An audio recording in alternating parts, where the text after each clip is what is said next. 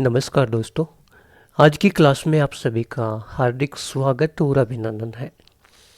दोस्तों, हम कक्षा 11 का गणित पढ़ रहे हैं और उसमें हमने एक अध्याय पूरा कर लिया है। आज हम दूसरा अध्याय पढ़ने वाले हैं और उसका नाम है संबंध एवं फलन, रिलेशन एंड फंक्शन। तो ये कक्षा 11 का दूसरा अध्याय है। ये बहुत ही आसान है। इसके अंदर हम कुछ कुछ बेसिक बातें करते हैं, फिर कुछ उदाहरण करते हैं और उसके बाद में प्रश्नावली के सारे के सारे प्रश्न करेंगे। तो देखो क्या बताया है हमको कि अध्याय 2 है संबंध एवं फलन, रिलेशन एंड फंक्शन। तो देखो दोस्तों, इसके अंदर हम जो पहली बात पढ़ेंगे वो क्या पढ़ेंगे? समुच्चयों का कार्तीय गुणन। पहले क्या पढ़ेंगे?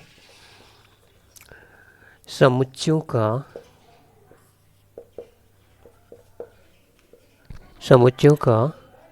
कार्तीय गुणन, और इसको इंग्लिश में बोलते हैं कार्टेशियन प्रोडक्ट ऑफ सेट्स।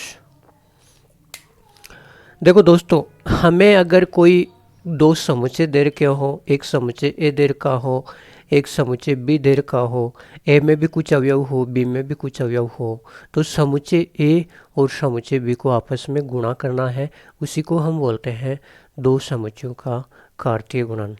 लेकिन इसके अंदर जो हम ब्रैकेट में लिखेंगे, इसमें क्रम का महत्व होगा। तो वो कैसे होगा उसके बारे में आगे बात करेंगे। तो देखो, एक समुच्चय ए है, एक समुच्चय बी है। इन दोनों का हमें कार्टेशियन प्रोडक्ट लिखना है। क्या लिखना है? Cartesian product. तो समुच्चय, इसको क्या बोलते हैं? समुच्चय ए तथा बी का कार्तीय गुणन। ठीक है, इसको हम क्या को बोलते हैं? ए क्रॉस बी को समुच्चय ए तथा बी का कार्तीय गुणन। और अगर इंग्लिश में बात करें तो Cartesian product of set A and B. ठीक है दोस्तों, इसके बाद में हम कुछ कुछ बेसिक बातें करेंगे कि हम पहले सेट वाले अध्याय में ये पढ़ चुके हैं कि एन ए क्या होता है। एन ए क्या होता है दोस्तों? समुच्चय ए में अवयवों की संख्या। समुच्चय ए में अवयवों की संख्या। समुच्चय ए में अवयवों की संख्या को क्या कहते हैं? एन ए कहते हैं। ठीक है, number of element in set ए। क्या इंग्लिश में क्या बोलते हैं? Number of elements in set ए। ठीक है दोस्तों, इसके बाद में हम लिखेंगे कि एन बी किसको बोलते हैं। हम कुछ बेसिक बातें कर रहे हैं, ये सारी हमें आगे काम में आने वाली है। समुच्चय बी में अवयवों की संख्या। समुच्चय बी में अवयवों की संख्या, और इंग्लिश में इसको क्या बोलते हैं? Number of element in set B. ठीक है, तो ये हो गया। अगर ऐसे आ जाए कि एन ए क्रॉस बी, तो इसको हम क्या लिखेंगे दोस्तों? समुच्चय ए तथा बी के कार्तीय गुणन में, समुच्चय ए तथा बी के कार्तीय गुणन में अवयवों की संख्या। ए तथा बी के कार्तीय गुणन में अवयवों की संख्या। Number of elements in set A and B. Number of elements in Cartesian product of set A and B. English में बोलते हैं number of elements in Cartesian product of set A and B. समुच्चय A और B के कार्तीय गुणन में अवयवों की संख्या। इसके बाद में हम देखते हैं, क्या देखते हैं कि इसको हम एक एग्जाम्पल के माध्यम से समझते हैं दोस्तों। देखो,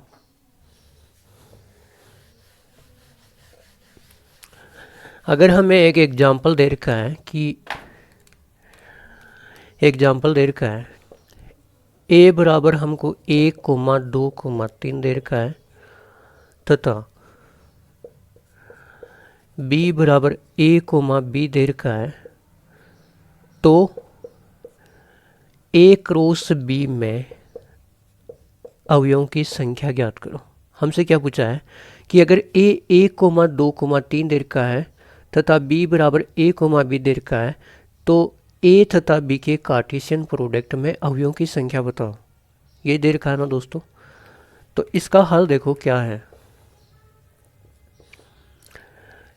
ए और बी के कार्टेशियन प्रोडक्ट में अवयवों की संख्या को हम लिख सकते हैं ए में अवयवों की संख्या गुणा समुच्चय बी में अवयवों की संख्या।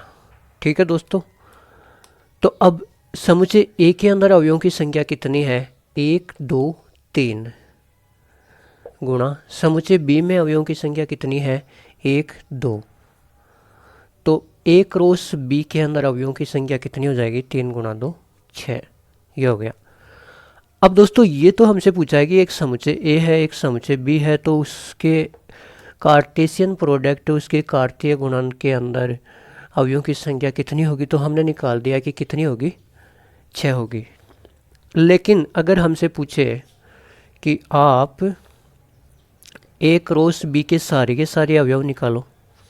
क्या निकालो दोस्तों ए क्रॉस बी के सारे अवयव निकालो। तो ए को लिख लो। ए क्या है यहाँ पे 1,2,3 गुणा बी को लिख लो समुच्चय बी को लिख लो। समुच्चय बी क्या है a, b। अब इनको आपस में गुणा कर दो। 1 को a से मिला दो। सर मिला दिया 1 को a से। 1 को b से भी मिला दो। 1 को b से भी मिला दिया। 2 को a से मिलवा दो। 2 को a से मिलवा दिया। 2 को b से मिलवा दो। 2 को b से भी मिलवा दिया। 3 को a से मिलवा दो। 3 को a से भी मिलवा दिया। 3 को b से मिलवा दो। 3 को b से भी मिलवा दिया। तो ये क्या हो गया दोस्तों a क्रॉस b और उसके अंदर ये सारे के सारे अवयव आएंगे। जो ये होता है जो छोटे ब्रैकेट के अंदर जो हमने 2 अवयव लिखे हैं इसको हम क्रमित युग्म कहते हैं। और क्रमित युग्म का मतलब इसमें क्रम का महत्व होता है। अगर मैं 1, a लिखा है और एक जगह a, 1 आ जाए तो ये दोनों एक अवयव नहीं है, ये दोनों अलग अलग अवयव हैं। कार्टेशियन प्रोडक्ट का मतलब अगर हम ग्राफ बना के देखें हैं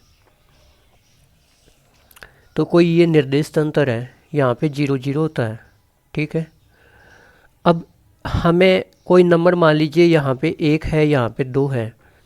1, 2, 3 1, 2, 3। अगर हमें 2 नंबर निकालना है 1,2 और 2,1। क्या ये दोनों समान है क्या? नहीं दोस्तों 1,2 अलग है 2,1 अलग है। क्यों? क्योंकि कार्तीय गुणनफल के अंदर जो क्रमित युग्म होते हैं इनमें क्रम का महत्व होता है। देखो 1,2 कहाँ था? पहला अवयव x एक्सिस पे आता है तो 1 ये रहा। 2 दूसरा अवयव y एक्सिस पे आता है 2 ये रहा। इन दोनों को मिलाओ कहाँ पे मिलते हैं? ये दोनों यहाँ पे मिलते हैं। कौन? 1,2। ठीक है। अब 2,1 को मिलाओ दोस्तों। x एक्सिस पहला अवयव x एक्सिस पे होता है तो 2 यहाँ पे होगा। दूसरा अवयव y एक्सिस पे 1 होता है ये रहा। इन दोनों को मिलाओ तो देखो दोस्तों 1,2 यहाँ आता है 2,1 यहाँ आता है। इसलिए इनमें क्रम का महत्व होता है और ये दोनों अलग अलग होते हैं। तो जो भी हम आगे पढ़ेंगे वहाँ पे आप ये समझना कि 1,2 और 2,1 ऐसे आपस में लिखे हुए हैं कहीं पे भी तो उनको आपको अलग अलग मानना है, एक नहीं मानना है। ठीक है। अब देखो हमसे क्या पूछा था कि a क्रॉस b निकालो तो हमने a क्रॉस b निकाल दिया। अब दोस्तों इसने पूछा है कि आप b क्रॉस a भी निकालो। क्या आता है? तो पहले b को लिख लो ना। b क्या दे रखा है हमको? ये रहा a, b a, b। फिर a को लिख लो 1, 2, 3 1, 2, 3। ठीक है। अब देखो दोस्तों a को 1 से मिलवा a को 1 से मिलवा दो, मिलवा दिया। 1 को 2 से मिलवा दो, मिलवा दिया। ए को 3 से मिलवा दो, मिलवा दिया। बी को 1 से मिलवा दो, मिलवा दिया।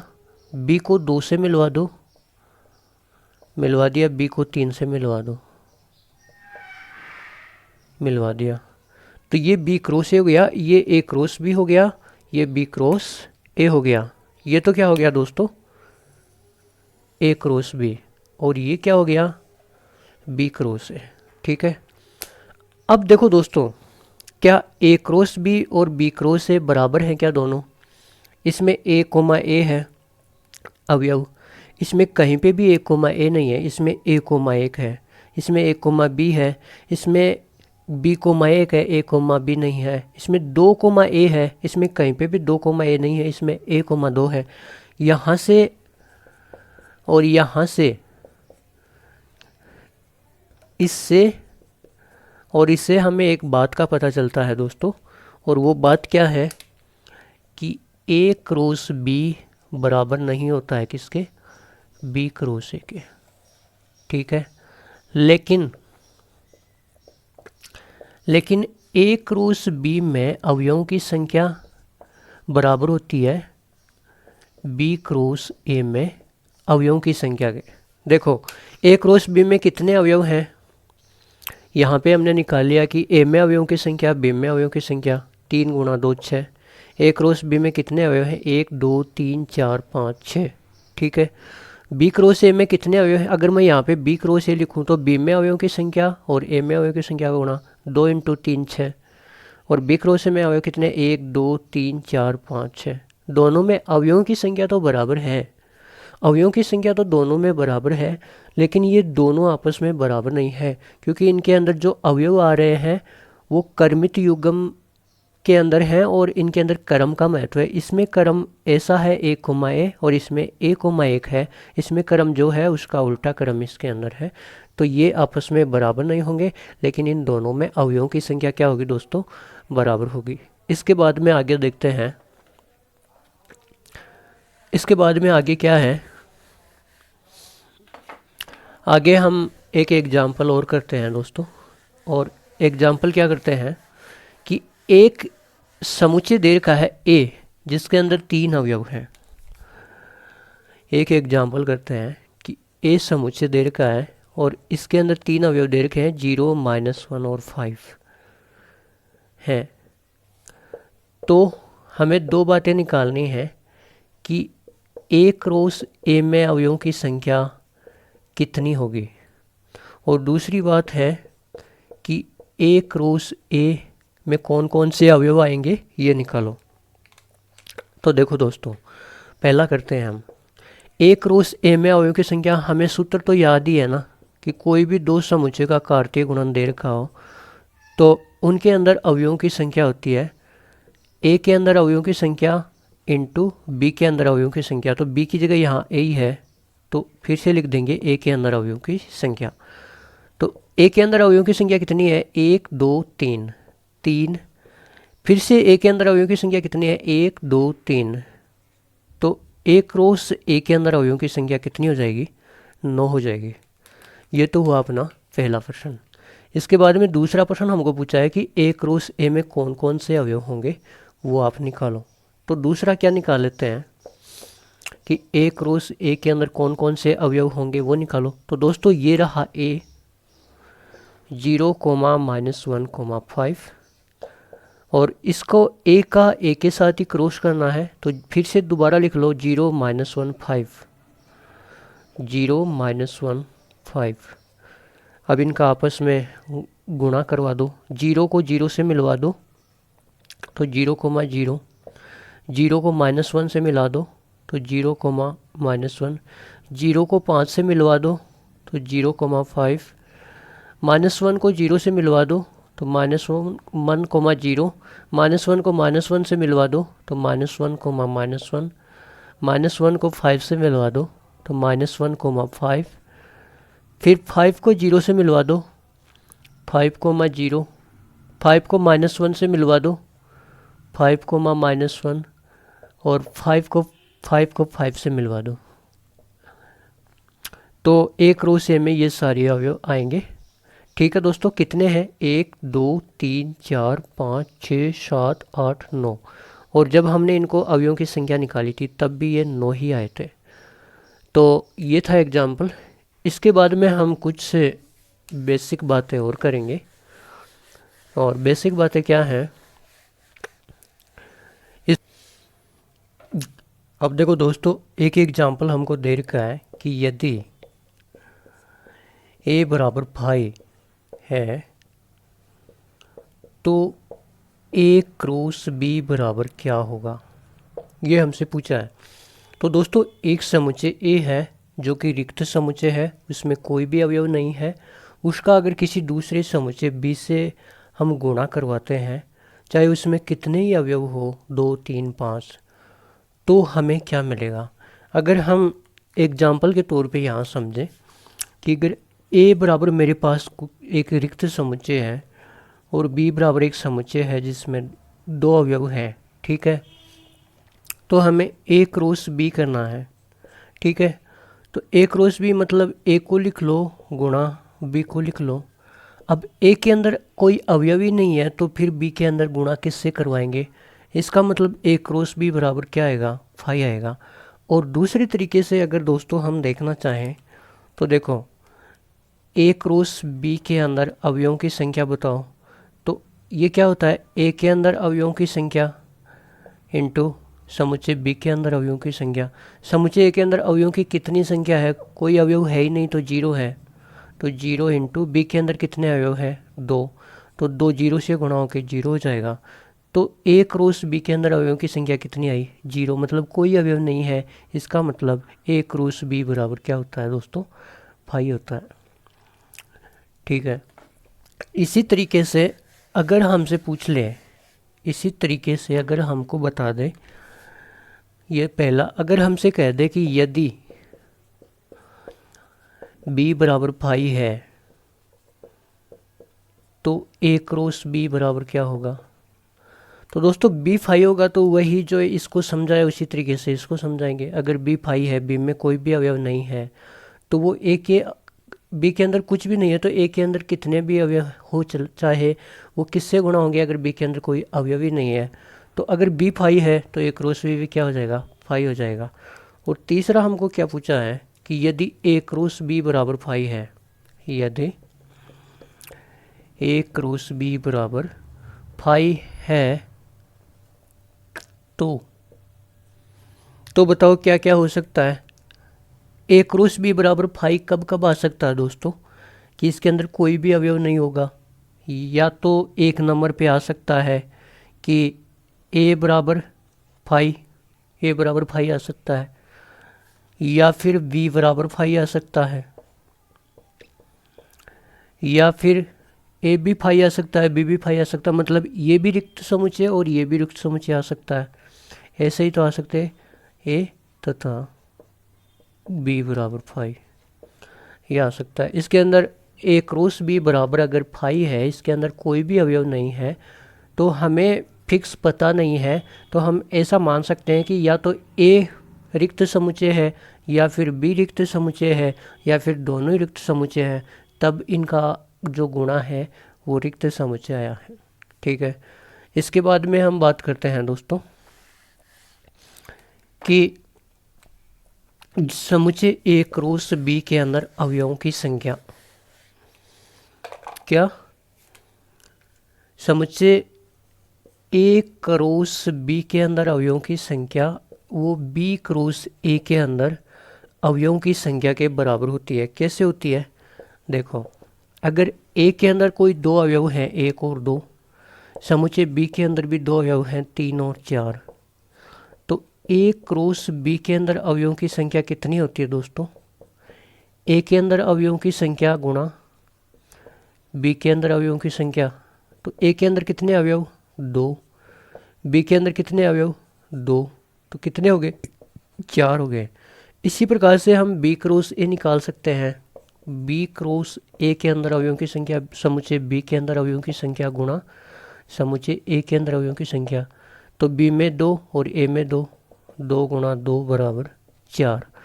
तो अवयवों की संख्या पूछे तो ए क्रॉस बी में अवयवों की संख्या और बी क्रॉस ए में अवयवों की संख्या बराबर होती है। लेकिन अगर ऐसे पूछे कि ए क्रॉस बी में जो अवयव आते हैं क्या वो बी क्रॉस ए के जो अवयव आते हैं उनके बराबर है क्या? नहीं। लेकिन अगर पूछे कि इसके अंदर अवयवों की संख्या और इसके अंदर अवयवों की संख्या बराबर होती है क्या? हाँ, बराबर होती है। इन दोनों के अंदर अवयवों की संख्या क्या होती है? बराबर होती है। ठीक है दोस्तों। हाँ, अब देखो, इन दोनों के अंदर अवयवों की संख्या बराबर होती है और ये दोनों ही किसके बराबर होती है? समुच्चय ए के अंदर अवयवों की संख्या गुणा समुच्चय बी के अंदर अवयवों की संख्या के बराबर होती है। ये बात है। इसके बाद में हमने बात की कि क्या ए क्रॉस बी क्रॉस ए के बराबर होता है क्या? नहीं, ए क्रॉस बी क्रॉस ए के बराबर नहीं होता है। ये बात हम पढ़ चुके हैं। ठीक है दोस्तों। अब हम जो अध्याय 2 है उसके अंदर 2.1 के जो भी उदाहरण है वो करेंगे एक एक। तो देखो उदाहरण नंबर 1 देखो 2.1 का उदाहरण नंबर 1। यदि x + 1, y-2 एक कर्मित युग्म हमको दे रखा है, इसके बराबर दूसरा ऑर्डर्ड पेयर कर्मित युग्म दे रखा है 3, 1, तो x और y के मान ज्ञात कीजिए। दोस्तों इस कर्मित युग्म के बराबर ये दे रखा है तो पहला अवयव पहले अवयव के बराबर होगा और दूसरा अवयव दूसरे अवयव के बराबर होगा। तो हम इसका हल कैसे कर सकते हैं कि x + 1, y-2 बराबर हमको दे रखा है 3, 1। तो तुलना करने पर किसकी तुलना करेंगे दोस्तों? पहला अवयव पहले अवयव के बराबर होगा तो x + 1 बराबर 3, ये एक इधर जाएगा तो x बराबर कितना हो जाएगा? 3 - 1, 2। और दूसरा अवयव दूसरे के बराबर y-2 बराबर 1, y-2 बराबर 1। अब ये माइनस का 2 उधर जाके प्लस हो जाएगा तो 2 + 1 कितना हो जाएगा? y बराबर 3। तो ये था उदाहरण नंबर 1। तो उदाहरण नंबर 2 देखिए। यदि p बराबर a, b, c दे रखा है, p एक समुच्चय है जिसके अंदर 3 अवयव हैं a, b, c। q कोई दूसरा समुच्चय है जिसके अंदर एक अवयव है r। तो हमसे पूछा है कि p क्रॉस q और q क्रॉस p ज्ञात कीजिए। क्या दोनों कार्तीय गुणन समान है? क्या ये और ये बराबर हैं? ये हमसे पूछा है। तो पहले हम क्या करेंगे? p और q समुच्चय से p क्रॉस q निकालेंगे, फिर q क्रॉस p निकालेंगे, फिर आगे देखेंगे। तो देखो इसका हल, हम पहले p क्रॉस q निकाल लेते हैं। तो p क्या है? a, b, c cross q क्या है? r। तो a को r से मिलवा दो भाई, a को r मिलवा दिया, b को r से मिलवा दो b को r से मिलवा दिया, c को r से मिलवा दो, c को r से मिलवा दिया। तो ये तो हो गया p क्रॉस q, p गुणा q। अब हम q क्रॉस p निकालेंगे, q क्रॉस p। पहले q को लिख लेते हैं, q में एक ही अवयव है r। फिर p को लिख लेते हैं a, b, c। अब देखो दोस्तों r को a से मिलवा दो तो r, a, r को b से मिलवा दो r, b, r को c से मिलवा दो r, c। यह आ गया q क्रॉस p। दोस्तों कर्मित युग्म के अंदर ये जो छोटे ब्रैकेट के अंदर लिख रखा है हमने दो अवयव, इसको कर्मित युग्म कहते हैं। पहला जो अवयव होता है वो पहले समुच्चय का होता है, p का होता है। पहला अवयव p का होता है और दूसरा अवयव q का होता है। दूसरा अवयव q का होता है। इसमें भी पहला अवयव q का होगा क्योंकि q को पहले लिखा है हमने। ये r q का है और दूसरा अवयव किसका होगा? p का होगा। तो देखो इसके अंदर क्रम का महत्व है। अगर आपने इस कर्मित युग्म के अंदर a, r को उलट के लिख दिया, r, a लिख दिया, इसका मतलब ये और जो हमने उलट के लिखा ये दोनों अलग अलग हैं, एक नहीं है। इसलिए यहाँ a, r है, यहाँ कहीं पे भी ए कोमा आर नहीं है, यहाँ आर कोमा ए है। तो यहाँ जो आ रही है वो संख्या, वो अवयव यहाँ पे नहीं है। इसका मतलब पी क्रॉस क्यू बराबर नहीं है किसके, क्यू क्रॉस पी के। ये यहाँ से निष्कर्ष निकलता है दोस्तों। तो ये तो हो गया इसका उदाहरण नंबर 2 का सॉल्यूशन। और इसने पूछा कि पी क्रॉस क्यू निकाल लिया, क्यू क्रॉस पी निकाल लिया, क्या ये दोनों कार्तीय गुणन समान है। हमने बताया कि ये दोनों समान नहीं है, क्योंकि दोनों में अवयव ही समान नहीं है। यहाँ ए कोमा आर है, यहाँ आर कोमा ए है, तो अवयव अलग अलग हैं, तो ये दोनों बराबर नहीं है। अब दोस्तों ये तो उदाहरण नंबर 2 तो पूरा हो गया। इसी के अंदर अगर मान लीजिए ऐसे पूछ ले कि क्या पी क्रॉस क्यू में अवयवों की संख्या बराबर होती है क्यू क्रॉस पी में अवयवों की संख्या के, तो दोस्तों ये बात, ये कथन सत्य है। ये क्या है, सत्य बात है। क्योंकि पी क्रॉस क्यू चाहे क्यू क्रॉस पी, दोनों में अवयव की संख्या अगर हमको निकालनी होती है तो ए में अवयव की संख्या को गुणा करा दो बी में अवयवों की संख्या से। तो ए में कितने अवयव हैं, 3। पहले ये निकाल लेते हैं पी क्रॉस क्यू। तो पी समुच्चय के अंदर अवयवों की संख्या गुणा क्यू समुच्चय के अंदर अवयवों की संख्या। पी समुच्चय में 1 2 3 अवयव है, क्यू समुच्चय में 1 ही अवयव है, तो कितना आया, 3 आया। अगर क्यू क्रॉस पी में अवयवों की संख्या देखें हम, तो क्यू के अंदर अवयवों की संख्या गुणा पी के अंदर अवयवों की संख्या। क्यू के अंदर 1 ही अवयव है, तो 1, पी के अंदर 3 अवयव हैं, तो 3 1 गुणा 3 कितना हो जाएगा, 3। तो देखो ये और ये बराबरी तो है। अवयवों की संख्या पूछे तो दोनों बराबर होते हैं, लेकिन अगर पूछे कि इनके अवयव निकालो तो क्या ये दोनों बराबर हैं, तो अवयव इनके बराबर नहीं है। तो ये दोनों तो आपस में बराबर नहीं है, लेकिन इनमें अवयवों की संख्या बराबर है। ठीक है, तो 3 हमको दे रखा है। मान लीजिए कि ए बराबर एक समुच्चय है जिसमें 3 अवयव हैं, 1 2 3। बी एक समुच्चय है जिसमें 2 अवयव हैं, 3 4। और सी एक समुच्चय है जिसके अंदर 3 अवयव हैं, 4 5 6। तो निम्नलिखित ज्ञात कीजिए। 1 2 3 4 ये 4 प्रश्न है। ये चारों प्रश्न हमको हल करने हैं। पहला दे रखा है ए क्रॉस बी इंटरसेक्शन सी। पहला क्या दे रखा है, ए क्रॉस बी इंटरसेक्शन सी। ये हमसे हल करने के लिए बोला गया है। तो दोस्तों पहले अगर हमें बोला जाए तो हम क्या निकालेंगे, बी इंटरसेक्शन सी निकालेंगे। तो बी ये रहा और सी ये रहा। इंटरसेक्शन का मतलब ये होता है कि समुच्चय बी और समुच्चय सी के अंदर कौन कौन से अवयव कॉमन है। 3 इसमें है, इसमें नहीं है, तो ये तो कॉमन है नहीं। 4 इसमें है और इसमें भी है, तो दोनों में एक ही अवयव कॉमन है, 4। फिर हम निकालेंगे ए क्रॉस बी इंटरसेक्शन सी। तो ए को लिख लेते हैं, एक में 3 अवयव हैं, 1 2 3, 1 2 3 गुणा B intersection C. B intersection C हमने अभी अभी निकाला, इसमें एक ही अवयव है, 4। अब इसको हल कर लेते हैं। 1 को 4 से मिलवा दो तो 1 4, 1 2 को 4 से मिलवा दो 2 4, 3 को 4 से मिलवा दो तो 3 4। तो ए क्रॉस बी इंटरसेक्शन सी के अंदर ये 3 अवयव आ जाएंगे। ये 3 अवयव आ जाएंगे, 1 4, 2 4, 3 4। ठीक है दोस्तों, इसके बाद में हमें दूसरा दे रखा है कि A cross B intersection A cross C ज्ञात कीजिए।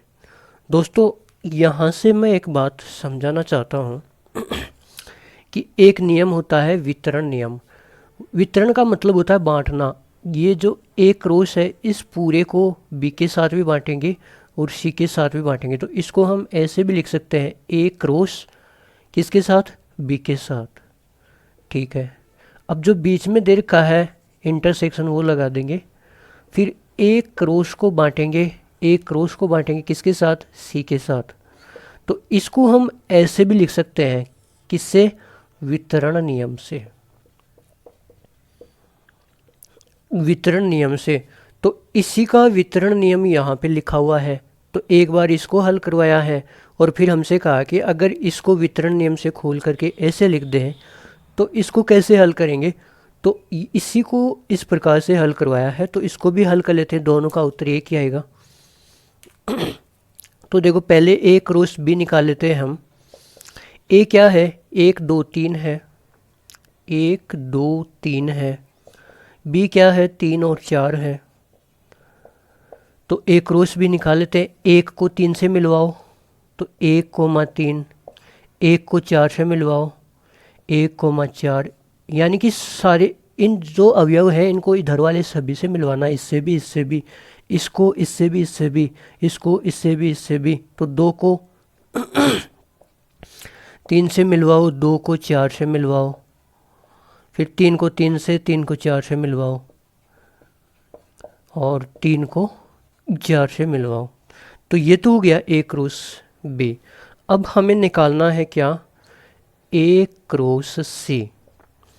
ए तो अभी अभी लिखा है हमने 1 2 3, ठीक है। सी क्या दे रखा है, 4 5 6, 4 5 6, ठीक है दोस्तों। अब इसको कर लेते हैं हल। 1 को 4 से मिलवाओ, फिर 1 को 5 से, 1 को 6 से, 2 को 4 5 6 से मिलवाओ, 3 को 4 से, 3 को 5 से, 3 को 6 से मिलवाओ। तो 1,4, 1,5, 1,6, फिर 2 को भी इन तीनों से मिलवा दो 2,4, 2,5, 2,6। अब 3 को भी इससे, इससे और इससे मिलवा दो 3,4, 3,5, 3,6, ठीक है। ये क्या हो गया दोस्तों, ए क्रॉस सी हो गया। अब हमसे क्या पूछा है कि A cross B intersection A cross C, इन दोनों में कॉमन कौन कौन से अवयव हैं। तो देखो यहाँ पे 1,3 है, इसमें कहीं पे भी 1,3 है क्या, नहीं है। एक वाले देख लो, 1 2 3 यही है एक वाले, पहला अवयव 1। तो इनमें कहीं पे 1,3 नहीं है। 1,4 है क्या, हाँ सर ये रहा 1,4, तो ये कॉमन है तो इसमें आ जाएगा 1,4। इंटरसेक्शन का मतलब ही तो ये है कि दोनों में जो कॉमन कॉमन अवयव है वो लिखने हैं। अब 2,3 कहीं पे भी है क्या, 2,3 नहीं है। 2,4 है ना, हाँ ये रहा 2,4, दोनों में कॉमन है। 3,3 कहीं पे भी है क्या, नहीं है। 3,4 ये रहा। तो ये 3 अवयव हैं जो कि दोनों के अंदर कॉमन है। तो A cross B intersection A cross C के अंदर 3 अवयव हैं और यही इसका उत्तर है। इसको इस प्रकार से हमने हल किया तो भी ये देखो 1 2 3 तीन ही अवयव आए। इसको इस प्रकार से हल किया तो भी 1 2 3 अवयव आए। दोनों उत्तर सेम है, बस ये डिफरेंस है कि ये जो लिख रखा है इसको वितरण नियम से हम इस प्रकार भी लिख सकते हैं, और इसने बोला कि इसको भी हल करो तो कर दिया और इसको भी हल करो तो कर दिया। दोनों के उत्तर क्या आ रहे हैं, बराबर ही आ रहे हैं। अब देखो दोस्तों तीसरा और चौथा देखते हैं। वितरण नियम से ये भी ऐसा ही है कि वितरण नियम से जब 3 नंबर को खोलते हैं तो 4 नंबर आता है। दोनों को अलग अलग हल कर लेते हैं हम। अब देखो 3 नंबर क्या दे रखा है हमको, 3 नंबर क्या दे रखा है कि A cross B union C निकालो। तो दोस्तों पहले हम बी यूनियन सी निकाल लेते हैं। बी यूनियन सी का मतलब होता है बी के सारे अवयव लिख लो 3,4। सी का मतलब सी के सारे अवयव लिख लो 4 5 6, लेकिन जो अवयव आ गया उसको दोबारा नहीं लिखना है, तो 4 तो आ चुका है, 5 और 6 लिख लो। अब ए के साथ इसका क्रॉस करवा दो बी यूनियन सी। तो ए क्या है, 1 2 3,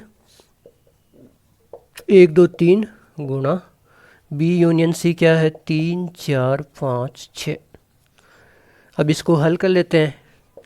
1 को इससे इससे इससे इन चारों से मिलाएंगे, फिर 2 को इन चारों से मुलाकात करवाएंगे, फिर 3 की भी इन चारों से मुलाकात करवाएंगे।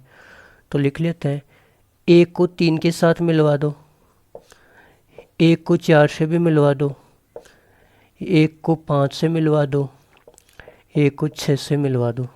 अब इस 2 की भी इन चारों से मुलाकात करवा देंगे 2 को 3 से मिलवा दो, 2 को 4 से मिलवा दो, 2 को 5 से मिलवा दो, 2 को 6 से मिलवा दो। अब इस 3 की भी इन चारों से मुलाकात करवा देंगे। 3 को 3 से मिलवा दो, 3 को 4 से मिलवा दो, 3 को 5 से मिलवा दो और 3 को 6 से मिलवा दो। तो ये आ गया ए क्रॉस बी यूनियन से। ठीक है दोस्तों। इसके बाद में अगला प्रश्न हमें 4 नंबर क्या पूछा है कि A cross B union A cross C निकालो। उत्तर तो इसका भी यही आएगा जो हमने निकाला है। क्यों? क्योंकि जब इसी को वितरण नियम से खोल करके लिखते हैं तो ये आता है। कैसे लिखते हैं? देखो, ए क्रॉस को, इस क्रॉस को साथ में लेंगे, इसको बांट देंगे। वितरण नियम का मतलब होता है बांटना। ए क्रॉस को बांट देंगे बी के साथ, फिर बीच में यूनियन लगाएंगे। ए क्रॉस को बांट देंगे सी के साथ। कैसे बांटेंगे? ए क्रॉस बी बांट दिया, ए क्रॉस को बी के साथ, फिर यूनियन लगा दो। ए क्रॉस को सी के साथ बांट दो, ए क्रॉस सी। यही आया ना? तो इसको हम इस प्रकार से भी लिख सकते हैं। तो इसने बोला है कि इसको भी हल करो और इसको भी हल करो, फिर बताओ कि क्या देखा, उत्तर बराबर आता है क्या। तो पहले ए क्रॉस भी निकाल लेते हैं। ए क्या दे रखा है दोस्तों? 1 2 3। बी क्या दे रखा है? 3 4। तो ए क्रॉस बी क्या आ जाएगा हमारे पास में? आगे लिख देते हैं इसको। एक को इन दोनों से मिलवाओ, 2 को भी इन दोनों से मिलवाओ, 3 को भी इन दोनों से मिलवाओ। तो एक को मिलवा देते हैं पहले। 1,3, 1,4। फिर 2 को भी इन दोनों से मिलवा देते हैं। 2,3, 2,4। फिर 3 को भी इन दोनों से मिलवा दो। 3,3, 3,4। तो ये तो हो गया क्या? ए क्रॉस बी। अब दूसरा हम ए क्रॉस सी निकाल लेते हैं। ए तो दे रखा है हमें 1 2 3 और सी क्या दे रखा है? 4 5 6। 4 5 6। तो एक को इन तीनों से मिलवाएंगे, फिर 2 को इन तीनों से मिलवाएंगे, 3 को इस तीनों से मिलवाएंगे। तो ये आ जाएगा 1,4, 1,5, 1,6। अब 2 को भी इन तीनों से मिलवा दो। 2,4, 2,5, 2,6। अब 3 को भी इन तीनों से मिलवा दो। 3,4, 3,5 और 3,6। तो ये ए क्रॉस बी आ गया, ये ए क्रॉस सी आ गया। हमसे क्या पूछा है कि इन दोनों का यूनियन कराओ। A cross B union A cross C निकालो। तो ए क्रॉस बी के सारे अवयव लिख लेते हैं। 1,3, 1,4, 2,3, 2,4। ये सारे के सारे अवयव लिख लेते हैं। 2,4, 3,3, 3,4। ठीक है। अब एक क्रॉस के सारे अवयव लिखेंगे, लेकिन ध्यान ये रखना है कि किसी भी अवयव को दोबारा नहीं लिखेंगे। अगर कोई अवयव पहले आ चुका है तो उसको दोबारा नहीं लिखेंगे। 1,4 क्या पहले आ चुका है? हाँ, आ चुका है, तो इसको नहीं लिखेंगे। 1,5 कहीं पे भी पहले आया क्या? नहीं, तो इसको लिख लेंगे। 1,6 पहले आया है क्या कहीं पे? नहीं आया, तो 1,6 को लिख लेते हैं। 2,4 कहीं पे आया है क्या? ये रहा, पहले आ चुका है, तो इसको नहीं लिखेंगे। 2,5, 2,5 नहीं आया पहले। 2,6 भी नहीं आया। 3,4, 3,4 पहले आ चुका है क्या? हाँ, ये आ चुका है 3,4 पहले, तो इसको नहीं लिखेंगे। 3,5 और 3,6 पहले नहीं आए, तो इनको लिख लेते हैं। तो ये हो गया A cross B union A cross C. अब देखो दोस्तों, इसको हल किया और इसको हल किया, दोनों का उत्तर तो बराबर ही आने वाला है, क्योंकि इसी को वितरण नियम से खोल करके ऐसा लिखा गया है। तो इसके अंदर देखो कितने अवयव हैं? 1 2 3 4 5 6 7 8 9 10 11 12। इसके अंदर देखो कितने अवयव हैं? 1 2 3 4 5 6 7 8 9 10 11 12। इसमें भी 12 अवयव हैं, इसमें भी 12 अवयव, और सारे के सारे अवयव सेम ही है। तो इसको ऐसे भी हल कर सकते हैं और ऐसे भी हल कर सकते हैं। इसने दो अलग अलग तरीके से करवाया, तो हमने कर दिया। जब इसको ही वितरण नियम से खोल के लिखते हैं तो ये आता है। ठीक है दोस्तों। तो देखो दोस्तों, उदाहरण नंबर 4 देखिए क्या दे रखा है हमको। उदाहरण नंबर 4 दे रखा है, यदि P एक समुच्चय है जिसके अंदर दो अवयव है 1,2, तो समुच्चय P ज्ञात कीजिए। मतलब P समुच्चय को 3 बार खुद से ही गुणा किया गया है, तो उसके अंदर कौन कौन से अवयव आएंगे ये हमको ज्ञात करना है। तो देखो इसका हल देखिएगा। पहले हम 3 बार गुणा करने की बजाय 2 बार ही कर लेते हैं। P निकाल लेते हैं। तो P क्या दे रखा है 1,2, फिर P क्या दे रखा है, खुद को खुद से ही तो गुणा करना है 1,2। अब 1 को इन दोनों अवयव से मिलवा दो, फिर 2 को भी इन दोनों से गुणा करवा दो। तो 1,1, 1,1, 1,2, 1,2। फिर इस अवयव 2 को इस अवयव A के साथ ऑर्डर्ड पेयर में लिख देते हैं 2,1। फिर 2 को 2 के साथ लिख देते हैं 2,2।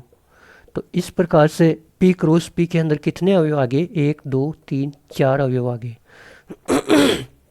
अब देखो दोस्तों, ये क्या आ गया हमारे पास में, P आ गया। ठीक है, अब P निकाल लेते हैं।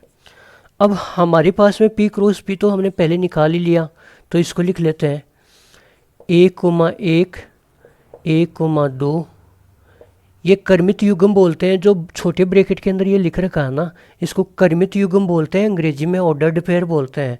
और इसका कर्म होता है ना, वो फिक्स होता है। ये पहला अवयव पहले समुच्चय से लिया जाता है और दूसरा अवयव दूसरे समुच्चय से लिया जाता है। अगर यहाँ A×B होता तो पहला अवयव A से, दूसरा अवयव B से, पहला A से, दूसरा B से, पहला A से, दूसरा B से। इस प्रकार से ये अवयव होते हैं कर्मित युग्म के अंदर। तो P×P लिख लेते हैं 1,1, 1,2, 2,1 और 2,2। इसको गुणा करना है किससे, P से। P क्या दे रखा है 1,2। अब देखो दोस्तों, प्रत्येक अवयव को, ये जो 1, 1 है ये एक अवयव है, इसको 1 से भी मिलवाएंगे और इसको 2 से भी मिलवाएंगे। फिर ये दूसरा अवयव 1,2 है कर्मित युग्म के अंदर, इस अवयव को 1 से भी मिलवाएंगे और 2 से भी मिलवाएंगे। फिर 2,1 को 1 से भी मिलवाएंगे, 2 से भी मिलवाएंगे। फिर 2,2 को 1 से भी मिलवाएंगे और 2 से भी मिलवाएंगे। तो देखो क्या आता है, पहले 1,1 को हम 1 से मिलवा देते हैं, तो क्या हो जाएगा, तीनों ही 1 हो जाएंगे। फिर 1,1 को हम 2 से मिलवा देते हैं। ठीक है, फिर 1,2 को 1 से मिलवा देते हैं। फिर 1,2 को 2 से मिलवा देते हैं। फिर 2,1 को 1 से मिलवा देते हैं। फिर 2,1 को 2 से मिलवा देते हैं। फिर 2,2 को 1 से मिलवा देते हैं और फिर 2,2 को इस 2 से मिलवा देते हैं। तो ये हो गया P समुच्चय है जिसके अंदर ये सारे अवयव आ गए। कितने अवयव हैं, 1, 2, 3, 4, 5, 6, 7, 8। P के अंदर 8 अवयव है और यही हमसे ज्ञात करने के लिए बोला है, तो ये इसका आंसर हो गया। इसके बाद में हम उदाहरण नंबर 5 दे रखा है। देखो उदाहरण नंबर 5 क्या दे रखा है, यदि R समस्त वास्तविक संख्याओं का समुच्चय है। समस्त वास्तविक संख्याओं का मतलब समस्त रियल संख्याओं का समुच्चय है। तो कार्तीय गुणन R×R और R×R क्या निरूपित करता है, मतलब ये R×R और ये ट्रिपल R× किसको निरूपित करता है, किसको प्रदर्शित करता है। तो इसको बताना है कि ये क्या प्रदर्शित करता है, क्या दिखाता है। तो दोस्तों, अगर हम R×R को लें तो ये एक समुच्चय बनता है ऑर्डर्ड पेयर में, x, y एक समुच्चय बनता है जिसके अंदर सारे के सारे x और y जो हमने लिया है वो कहाँ से लिया है, वो रियल नंबर में से लिया है, वास्तविक संख्याओं में से लिया है। और ये 2D के अंदर, मतलब 2 डायमेंशनल ज्योमेट्री के अंदर, द्विमीय निर्देशांक ज्यामिति के अंदर 2D के अंदर एक बिंदु के निर्देशांक को प्रदर्शित करता है। 2D में एक बिंदु के निर्देशांक को प्रदर्शित करता है। इसका आपको इतना ही लिखना है, जो ये मैं बता रहा हूँ ये आपको लिखना नहीं है, केवल समझना ही है। देखो दोस्तों, ये कार्तीय निर्देश तंत्र होता है और इसके अंदर ये एक प्लेन है, ये दूसरा है, ये तीसरा, ये चौथा है। अगर यहाँ पे कोई पॉइंट होता है 1 2 3, हाँ 1 2 3 4, यहाँ पे अगर कोई पॉइंट होता है तो उसको हम इधर एक्स एक्सिस से मिलाते हैं, इधर वाई एक्सिस से मिलाते हैं। तो एक्स एक्सिस पे ये पॉइंट 3 डिस्टेंस तय करता है और वाई एक्सिस पे ये पॉइंट 4 डिस्टेंस तय करता है। तो यहाँ पे x, y क्या हुआ, x की जगह 3 है और y की जगह 4 है। तो ये द्विमीय निर्देशांक ज्यामिति के अंदर एक बिंदु के निर्देशांकों को प्रदर्शित करता है। तो ये r क्रॉस r किसको प्रदर्शित करता है, 2D के अंदर किसी भी एक बिंदु के निर्देशांक को प्रदर्शित करता है। ठीक है दोस्तों। अब देखो, दूसरा हमसे क्या पूछा है कि आप ये बताओ दोस्तों कि ये r क्रॉस r ये क्या प्रदर्शित करता है, क्या दिखाता है ये। तो ये एक बिंदु के निर्देशांकों को दिखाता है। उस बिंदु के निर्देशांक है x, y, z, जहाँ पे x, y और z तीनों ही वास्तविक संख्याओं से लिए गए हैं। तो ये क्या दिखाता है, 3D में किसी बिंदु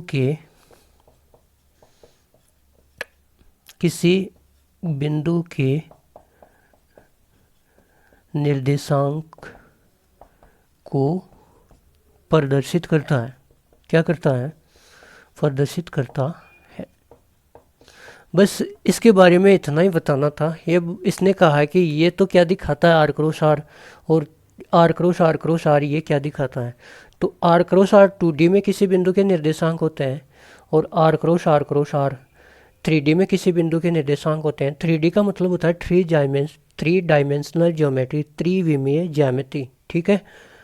तो ये था उदाहरण नंबर 5। उदाहरण नंबर 6 देखो दोस्तों, उदाहरण नंबर 6 क्या दे रखा है, यदि a क्रॉस b बराबर a क्रॉस b एक समुच्चय दे रखा है जिसके अंदर अवयव है p, q, p, r, m, q, m, r। तो पूछा गया है कि समुच्चय a और समुच्चय b आप ज्ञात कीजिएगा। तो दोस्तों यहाँ पे हम पहले भी देख चुके हैं कि ये जो पहला अवयव होता है, पहला अवयव होता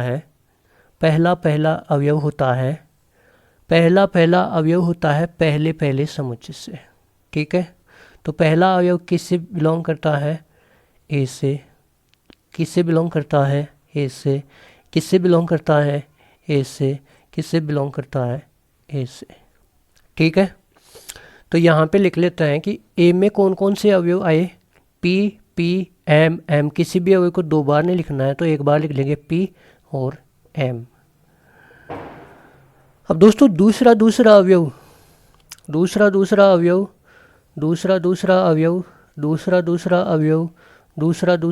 किससे आता है, दूसरे समुच्चय से आता है। ठीक है। तो ये किससे बिलोंग कर जाएगा, क्यू, बी से। ये किससे बिलोंग करेगा, बी से। ये किससे बिलोंग करेगा, क्यू, बी से। किससे बिलोंग करेगा, बी से।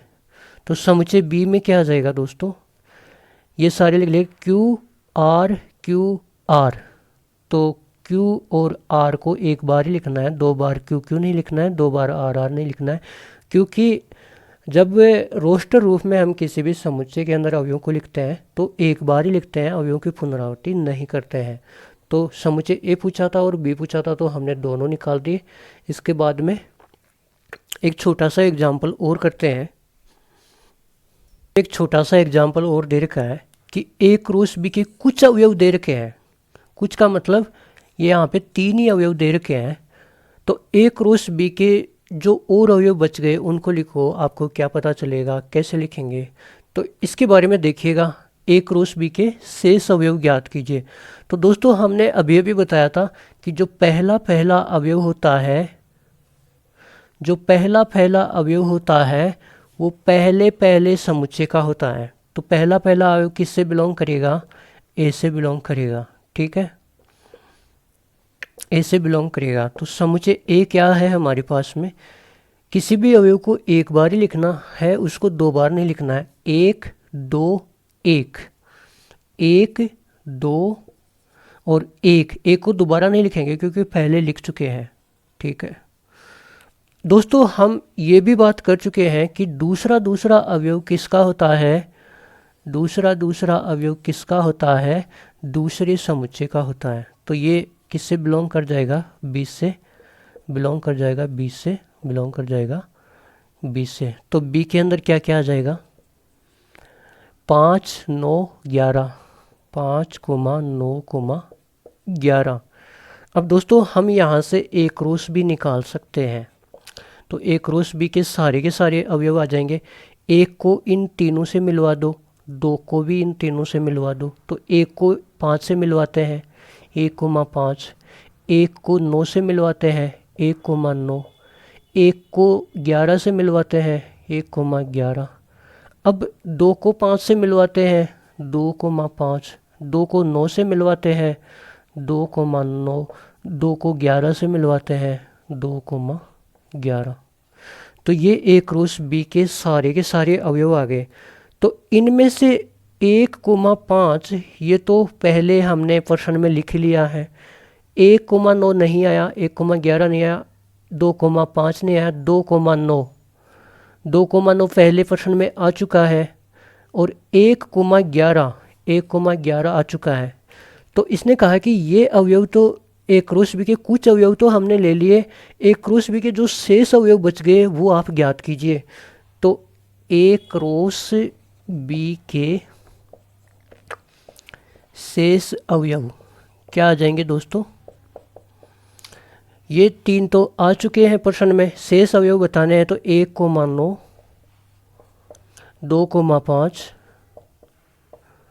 और 2,11 है।